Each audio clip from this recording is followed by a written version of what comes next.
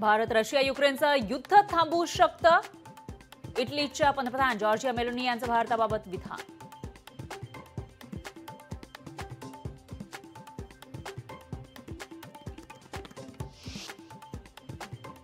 मुंबईमध्ये लागले देवाभाऊ नावाचे बॅनर, त्याच्यावर अजित पवारांचा फोटो गायब. त्यामुळे माहितीला अजित पवारांचा विसर पडला का, चर्चेला उधाण.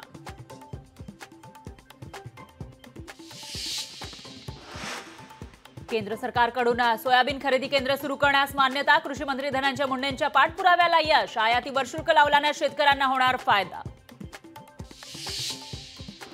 पुण्यातील हडपसर मतदारसंघात महायुतीमध्ये मिठाचा खडा. विकास कामांवरून भाजप राष्ट्रवादीमध्ये श्रेयाची लढाई.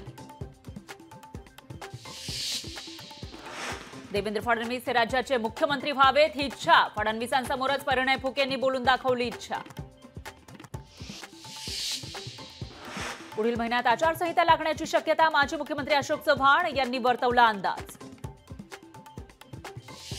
राज्यात विधानसभेसाठी तिसऱ्या आघाडीची चाचपणी. संभाजीराजे, बच्चू कडू, राजू शेट्टींचा एकत्रित पाहणी दौरा. एकनाथ खडसेंना पुन्हा राष्ट्रवादी एसपीमध्ये घेण्यास स्थानिक नेत्यांचा विरोध. खडसे फक्त राष्ट्रवादी एसपीमध्ये असल्याचं सांगतात. त्यांनी लोकसभेला विरोधात काम केलं. माजी मंत्री सतीश पाटलांचा हल्लाबोल.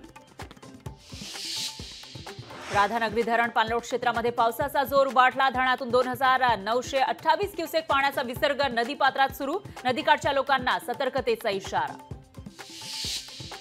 तृणमूलच्या खासदारांना ममतांची साथ सोडली. जवाहर सरकार यांचा खासदारकीचा राजीनामा. ममता बॅनर्जींना पत्र लिहून दिला राजीनामा. लोकशाही मराठी ऐका, पहा, जागरूक रहा.